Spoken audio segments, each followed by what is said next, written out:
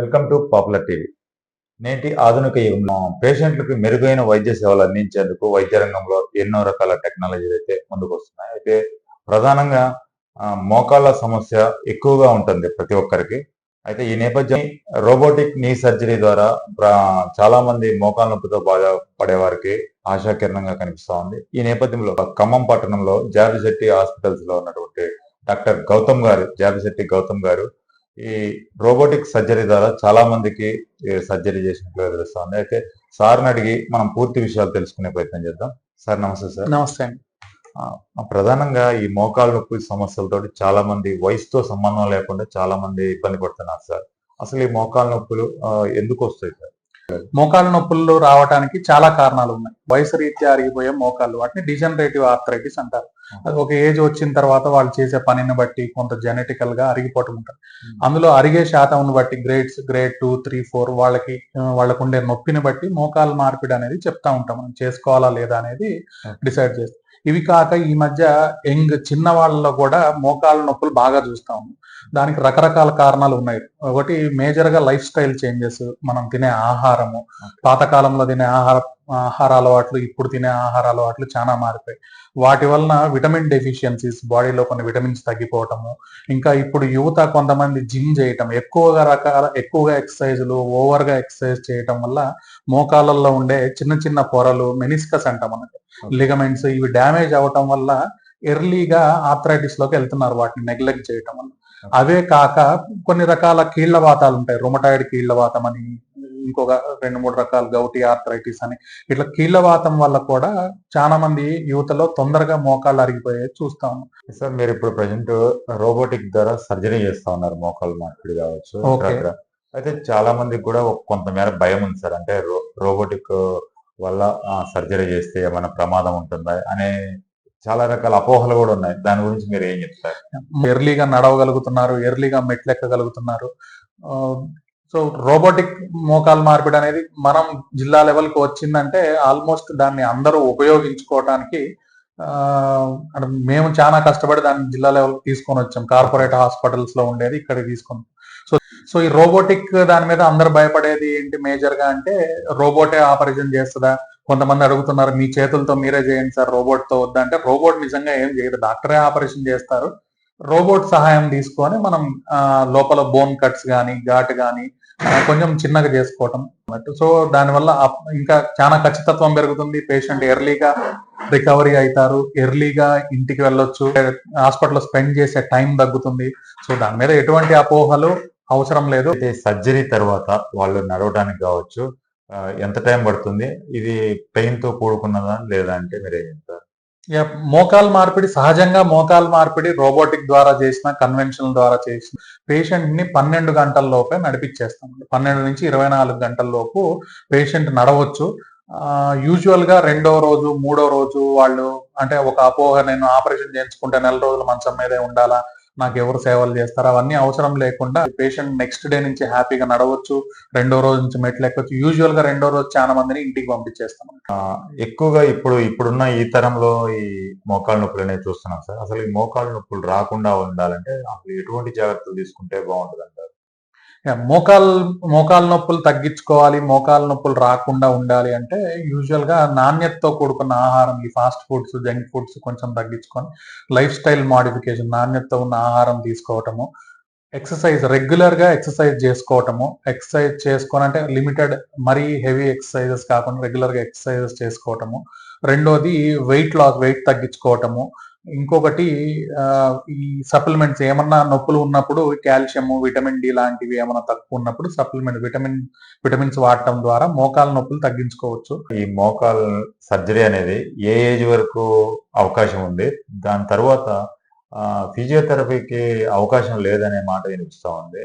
అదే దాని గురించి ఏం చెప్తారు? మోకాల్ మార్పిడికి వయసుతో సంబంధం లేదండి. యూజువల్ గా ఏంటంటే మనకు న్యాచురల్ గా మనకు వచ్చిన కాళ్ళని ఎక్కువ రోజులు కాపాడటానికి ప్రయత్నం చేస్తాం. సో ఆ ప్రయత్నం విఫలమైనప్పుడు, పేషెంట్ నడవలేకపోతున్నారు అంటే, చాలా మంది ఎక్స్రే పట్టుకోవచ్చు, సార్ నా కాలు అరిగిపోయింది, మోకాలు మార్పిడి చేద్దామని అడుగుతారు.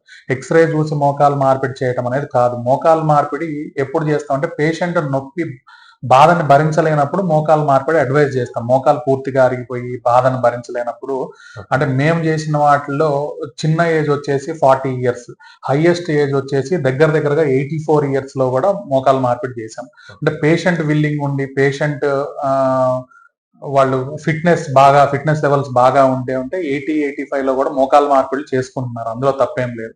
చిన్న ఏజ్ లో అంటే కొన్ని కీళ్ల వాతాల్లో, ఇది రుమటాయిడ్ కీళ్ల వాతము, వీటి వల్ల 30, 35, 40 సంవత్సరాల్లో కూడా మోకాళ్ళు అరిగిపోయిన వాళ్ళు ఉన్నారు. టాబ్లెట్స్ వాడడం, ఇంకొక చాలా కారణాల వల్ల. సో ఏజ్ అయితే నిమిత్తం ఏం లేదు. పేషెంట్ ఎప్పుడైతే బాగా సఫర్ అవుతున్నారో, పేషెంట్ ఫిట్ గా ఉన్నారు అని అనుకుంటే మోకాలు మార్పిడి ఏ ఏజ్ లో అయినా చేసుకోవచ్చు.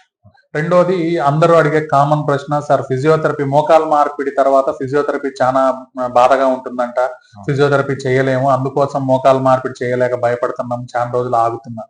సో అదంతా అబద్ధం అండి. ఫిజియోథెరపీ అనేది జస్ట్ మన మోకాలు కండరాలు గట్టిగా చేయటం కోసము, మోకాలు ఆపరేషన్ ఘాటు తర్వాత మోకాలు వంపు కొంత రావడానికి ఉపయోగపడుతుంది. కానీ ఇప్పుడు ఉన్న టెక్నాలజీకి, ఇప్పుడు ఉన్న ఇంప్లాంట్స్ లో హై ఫ్లెక్షన్ జాయింట్స్, అంటే ఎక్కువ మడత వచ్చే జాయింట్స్ చాలా వచ్చేసినాయి. చాలా మంది కూడా ఈ సర్జరీలకు భయపడి కావచ్చు, సంవత్సరాల తరబడి అదే నొప్పులతోటి భయపడుతూ ఉన్నారు సర్జరీ అంటే భయంతో. చివరిగా మీరు వాళ్ళకి ఏం చెప్తారు? అంటే ఇక నొప్పుల కోసం అంటే జీవితాంతం నొప్పి అనుభవించేటప్పుడు యూజువల్ గా మోకాలు మార్పిడి ద్వారా ఏ ఆపరేషన్ అయినా ఒక వారం రోజులు, ఒక 4 రోజులు నొప్పి ఉండటం అయితే సహజం. కాకపోతే పాతకాలంలో అంటే అంత సివియర్ గా నొప్పి భరించాల్సిన అవసరం ఇప్పుడు లేదు. ఇప్పుడు మనం మోకాలు మార్పిడి చేసిన తర్వాత నెక్స్ట్ డే నుంచి వాళ్ళకి ఆ నొప్పి తెలియకుండా చాలా రకాలుగా, అంటే ఆ మోకాలుకి వచ్చే నరం మీద కొన్ని ఇంజెక్షన్స్ ద్వారా ఒక ఫస్ట్ 2-3 రోజులు నొప్పి తెలియకుండా చేస్తున్నాం. పేషెంట్స్ అంత నొప్పి భరించాల్సిందనేది లేదన్నట్టు. అది కేవలం అపోహ మాత్రమే. సర్జరీ సామాన్యులకు కూడా అందుబాటులో ఉందా అంటే మీరేం చెప్తారు? డెఫినెట్ గా ఇంతకు ముందు ఏంటంటే కార్పొరేట్ హాస్పిటల్స్ కే, పెద్ద లెవెల్లోనే పెద్ద హాస్పిటల్స్ కే మోకాలు మార్పిడి పరిమితం అయినప్పుడు డెఫినెట్ గా చాలా కాస్ట్లీ ఉండేది ప్రొసీజర్. సో అంత కాస్ట్ పెట్టుకోలేక ఎకనామిక్ గా చాలా ప్రాబ్లమ్స్, ఆర్థిక ఇబ్బందులతో చాలా మంది చేయించుకునేవాళ్ళు కాదు. ఒకసారి మేము ఎప్పుడైతే 10 సంవత్సరాల క్రితం మోకాలు మార్పిడి ఖమ్మంలో స్టార్ట్ చేశామో, చాలా మంది అట్లనే హెసిటేట్ చేసేవాళ్ళు చేయించుకోకుండా. బట్ ఇప్పుడు ఆర్థికంగా మనం మెట్రోపాలిటన్ సిటీస్ తో పోల్చుకుంటే చాలా కాస్ట్ ఆల్మోస్ట్ సగానికి సగం తగ్గుతుంది. తగ్గినప్పుడు పేషెంట్స్ ఆర్థిక ఇబ్బందులు కూడా, కొంచెం ఆర్థికంగా లేని వాళ్ళు చాలా మంది ముందుకు వచ్చి మోకాలు మార్పిడి చేయించుకుంటున్నారు. అలాంటి వాళ్ళకి చాలా ఉపయోగపడుతుంది. సార్, ఎక్కువగా గ్రామీణ ప్రాంతాల్లో ప్రజలు చేసేటువంటి ఈ తప్పులేంటి? వాళ్ళు ఇది సీరియస్ నొప్పి లేదంటే ఇది నార్మల్ నొప్పి అని తెలుసుకోకుండా కొన్ని పొరపాట్లు చేస్తూ ఉంటారు. వాటిని మనం ఎలా గుర్తించాలి? వాటి గురించి ఏం చెప్తారు? ఒకటి, గ్రామీణ ప్రాంతాల్లో ఉండే వాళ్ళకి మోకాళ్ళ నొప్పులు, వాళ్ళ పొలాల్లో పని చేయటము, ఇంట్లో పని చేసుకోవటం, వీటి వల్ల మోకాళ్ళ నొప్పులు చాలా మందిలో చూస్తూ ఉంటాం. కాకపోతే వాళ్ళు ఏంటంటే వాటిని ఎర్లీగా గుర్తుపట్టలేకపోవటము. రెండవది, వాళ్ళకి అందుబాటులో ఉన్న నొప్పి టాబ్లెట్లు, డైక్లోఫెనాక్ కానీ వేరే కానీ, వాళ్ళకి అందుబాటులో నొప్పి ఇంజెక్షన్స్, నొప్పి టాబ్లెట్లు రెగ్యులర్ గా ఇవాళ నొప్పి టాబ్లెట్ వేసుకుంటారు, ఇవాళ పని చేసేస్తారు, ఇవాళ గడిచిపోతారు, రేపు కూడా వేసుకుంటారు. అట్లా నెలలుగా నొప్పి టాబ్లెట్లు, నొప్పి ఇంజెక్షన్లు వాడటం వల్ల వాళ్ళకి ఆ నొప్పి తెలియక ఆ రోజు వరకు పని నడిచిపోతాం. సో కొంత సమయం గడిచేసరికి ఈ నొప్పి టాబ్లెట్ల వల్ల కిడ్నీల మీద ప్రమాదం రావటము, ఇంకా నొప్పి తగ్గకపోవటం, నొప్పి సివియర్ స్టేజ్కి వెళ్ళిపోవటం, అప్పుడు హాస్పిటల్స్కి వచ్చి చూపించుకుంటా ఉన్నారు. మోకాలు మార్పిడి సమయంలో రకరకాల ఇంప్లాంట్స్ వాడుతూ ఉన్నారు. దాని గురించి ఒకసారి చెప్పండి. ఇక మనకి మోకాలు మార్పిడి చేసేటప్పుడు వాడే ఇంప్లాంట్స్, లోపల వాడే మెటల్ చాలా రకాల అందుబాటులో ఉన్నాయి ఇప్పుడు ప్రజెంట్ గా. అందులో మేజర్ గా కోబాల్ట్ క్రోమియం అంటాం, COCR. దాన్ని మనకు వాడుక భాషలో అర్థం కావడానికి స్టీల్ మోకాలు, స్టీల్ మారుస్తామని చెప్తాం అన్నట్టు. సో అవి కాక ఇప్పుడు గోల్డ్ ఇంప్లాంట్స్, అంటే గోల్డ్ కోటెడ్, నిజంగా బంగారం కాదు, గోల్డ్ కోటెడ్ ఇంప్లాంట్స్ అని, ఆక్సీనియం అని, టైటానియం అని రకరకాల ఇంప్లాంట్స్ అందుబాటులో ఉన్నాయి. సో వీటిలో ఏంటంటే కొన్ని ఇంప్లాంట్స్ లాంగివిటీ, ఎక్కువ డ్యూరేషన్ పనిచేయటము, పేషెంట్ నిజంగానే చిన్న వయసులో ఆపరేషన్ చేయించుకుంటున్నారు అనుకోండి, వాళ్ళకి డ్యూరేషన్ ఎక్కువ పెంచటము, వాళ్ళకి ఒక 20 నుంచి 30 సంవత్సరాలు పనిచేసే ఇంప్లాంట్స్ కూడా ఇప్పుడు ఉన్న టెక్నాలజీలో ఉన్నాయి. రైట్. ఇప్పటి వరకు డాక్టర్ గారు చెప్పినటువంటి సలహాలు విన్నారు కదా. ఏదైతే గత 10 సంవత్సరాలుగా సామాన్య ప్రజలకు సైతం అందుబాటులో ఉంటూ ఇప్పటి వరకు 1500 పైగా సర్జరీలు చేసి, మోకాలు మార్పిడిలే కాకుండా వెన్నుపూస, ఇతరత్ర రోడ్డు ప్రమాదాలకు సంబంధించినటువంటి ఎన్నో ప్రమాదాలు బారిన పడినటువంటి వారందరికీ కూడా సర్జరీ చేసి ఎన్నో సేవలు అందిస్తా ఉన్నారు.